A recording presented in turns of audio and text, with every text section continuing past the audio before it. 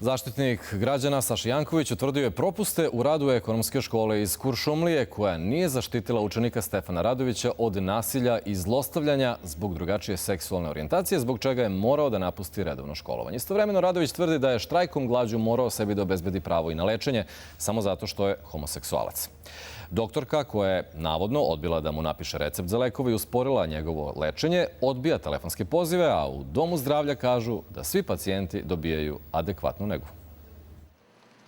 Došao je kod lekara po pomoć, ali je nije odmah dobio. Stefan Radović kaže da je zbog seksualne orijentacije na recept za lekove čekao 2 dana. On tvrdi i da je u pitanje dovedeno i njegovo dalje lečenje u Beogradu na Vojno-medicinskoj akademiji.